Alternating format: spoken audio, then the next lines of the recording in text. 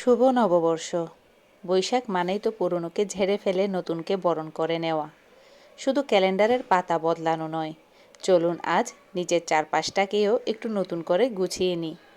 বছরের এই প্রথম দিনটিতে যেমন আমরা নতুন পোশাক পরি, তেমনি আমাদের অন্দরমহলটাকেও যদি একটু ঝকঝকে করে তোলা যায়, তবে মনটাও অনেক সতেজ হয়ে ওঠে। আজকে আমার বাসায় মিস্ত্রি চলে আসছে কিচেনের জন্য, যে কিছু টুকিটাকি জিনিস কালকে ব্লগে শেয়ার করছিলাম, তো ওগুলোকে সেট করব, তাই মিস্ত্রি এসে ওগুলো এখন লাগিয়ে দিয়ে গেল। আর আমি এখন মিস্ত্রি যাওয়ার পরে পুরো কিচেনটাকে একেবারে ভালো করে পরিষ্কার করে নিচ্ছি, ডিপ ক্লিন করে নিচ্ছিলাম। তো এটাই হচ্ছে আজকের আমার ব্লগ। বাইরের কালবৈশাখীর ঝাপটা যেমন ধুলোবালি উড়িয়ে নিয়ে যায়, তেমনি আজকের ক্লিনিং সেশন দিয়ে আমি আমার ঘর থেকে সব জড়তা দূর করতে চাই। রান্নাঘর হলো একটা বাড়ির প্রাণ। এই জায়গাটা যখন পরিষ্কার থাকে, তখন রান্না করার আগ্রহ আর খাবারের স্বাদ দুটোই বেড়ে যায়। অগোছালো কিচেন মানেই মনের উপর একটা বাড়তি চাপ।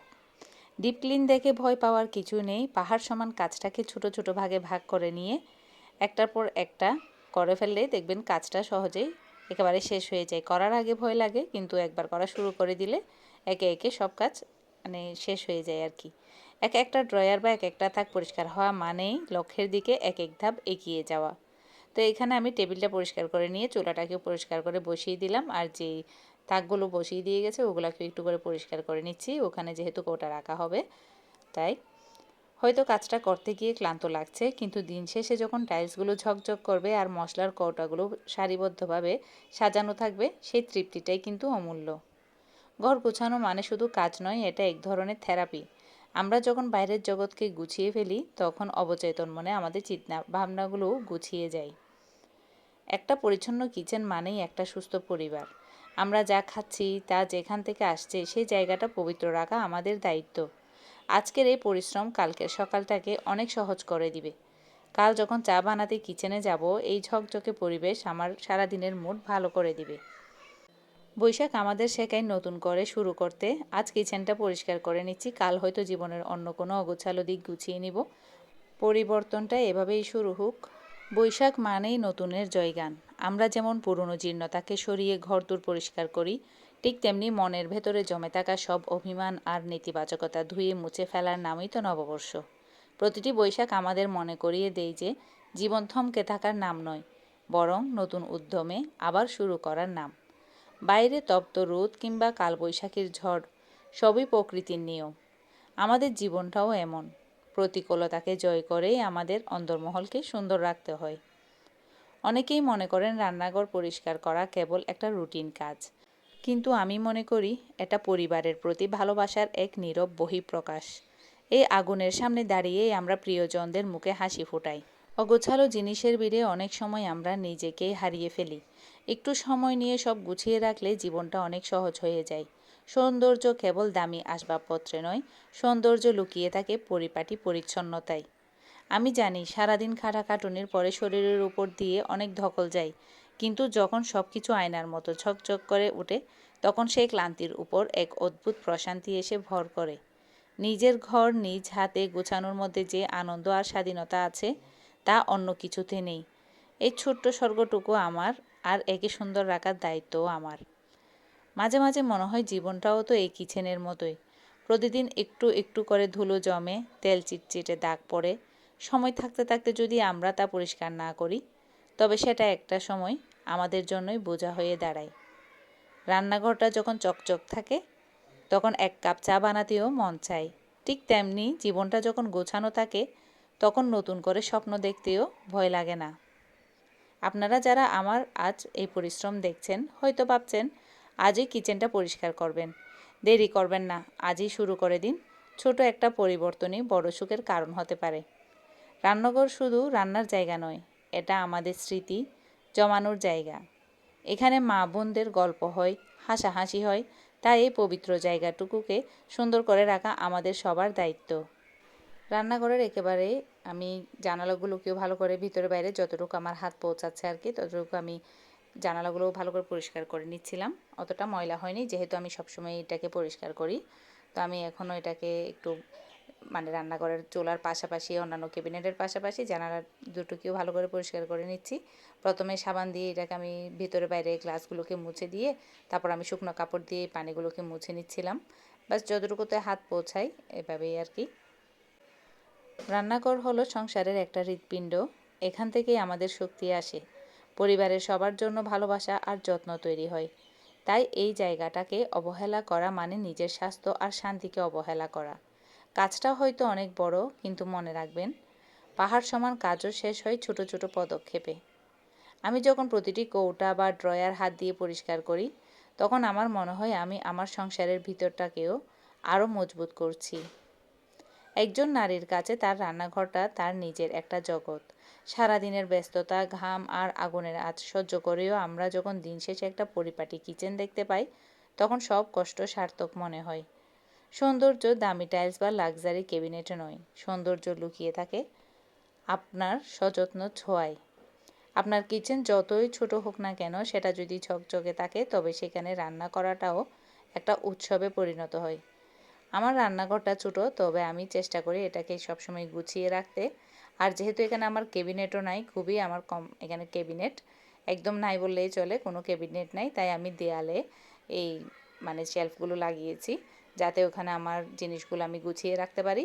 আমার এই তো এইটাও আমার লাগানো হয়েছে এখানে, যাতে আমি প্লেটগুলো ধুয়ে রাখতে পারি। নিচে রাখলে সবসময় জাম হয়ে থাকে, একেবারে মানে ভিড় লাগে আর কি। তা আমি এখানে দেয়ালে এটাকে সেট করে নিলাম। আর অন্য পাশের দেয়ালে কৌটা রাখতে পারি মতো আরও একটি শেলফ, দুইটা শেলফ আমি ওটা কর্নারে করে রাখছি। তো আমার জাস্ট এই মানে থাক এটাই আছে এখানে। এখানেই দাঁড়িয়ে আমি আমার কাজ করি, রান্নাবান্নার সমস্ত কাজ আমি এখানে দাঁড়িয়েই করি। তো এখানে যা কৌটা এক্সট্রা ছিল এগুলো সবগুলো সরিয়ে নেব আর জিনিসটাকেও পরিষ্কার করে নেব। এটা তো প্রতিদিন ডেলি পরিষ্কার করা হয় ডেলি। এটা আমার ভাড়া বাসা হলেও তো নিজে যেহেতু আছি, নিজের মতো করে আমি এটাকে গুছিয়ে নিচ্ছি। নিজে যেভাবে কমফোর্ট ফিল করি সেভাবে এটাকে আমি আমার মনের মতো করে যতটুকু পারি করে নিচ্ছি আর কি।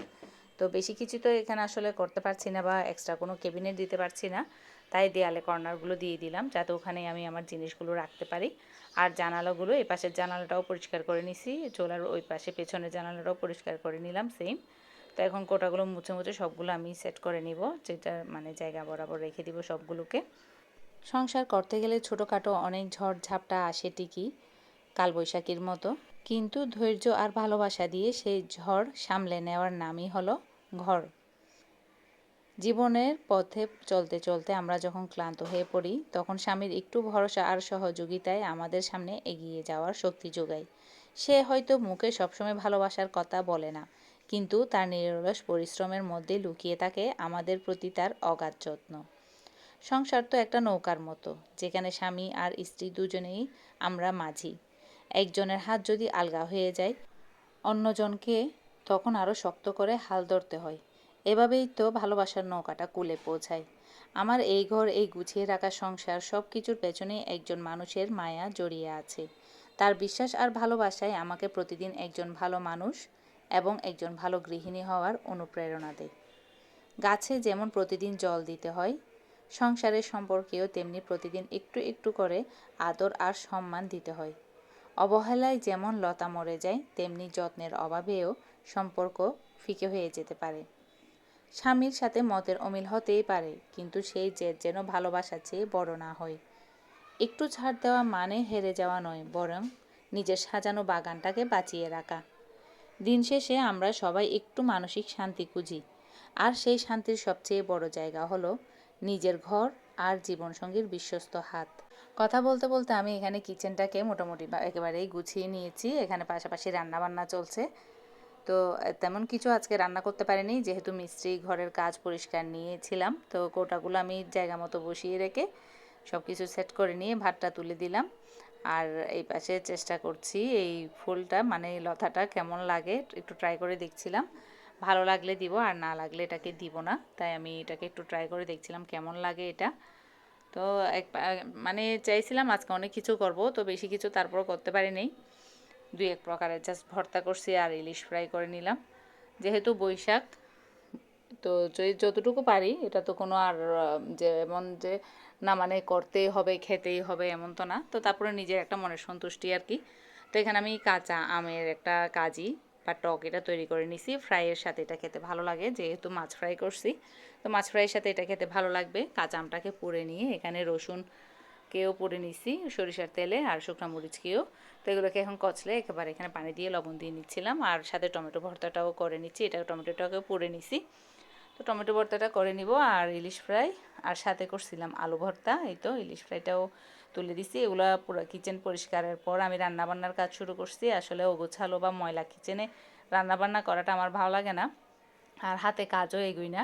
তো এগুলো করে নিয়ে আমি পাশাপাশি আলু ভর্তাটাও রেডি করে নিয়েছিলাম। এখানে মরিচটাকে পুড়ে নিছি আর তেলের মধ্যে ছেঁকে নিছি, তারপরে এখানে আমি আলু ভর্তাটা মেখে নিচ্ছিলাম। একে একে সবগুলো কাজ গোছাতে গোছাতে আসলে একা হাতে অনেকটা সময় লাগে। তারপরও যাক, দুপুরের আগে এগুলো সব কিছু করা শেষ। স্বামী সংসার আর বাচ্চাদেরকে তো অবশ্যই সময় মতো খাবার দিতেই হবে। তো অন্য কাজ যেটা যেদিকে যাবে যাক, এক্সট্রা কাজ আমার সব কিছু সামলে নিয়ে সময়ের আগেই বা সময় মতো সব কিছু রেডি করে নিতে হবে। তো প্রতিটা গৃহিণীরই একই অবস্থা। এখানে আমি একটা অয়েল জার কিনছিলাম, ওটাতে আমি অয়েলটা ঢেলে নিচ্ছি। এত বড় গ্যালেন থেকে তেল ঢালতে কষ্ট লাগে, তো অনেক ভারী, তাই অল্প কিছু তেল আমি এখানে জারটাতে নিচ্ছিলাম। এটা খুবই মানে হ্যান্ডি, মানে ঠিক আছে এটা নিয়ে। উপরে একটা জালি আছে এভাবে নেট, যদি পুরা তেল থাকে তাহলে এখানে পড়ে যাবে, ময়লাগুলো নেটে আটকে থাকবে। তো এটাও কিনে নিছি। এটা আলু ভর্তাগুলোটাকেও তেলে দিয়ে দিলাম আলু ভর্তাকে।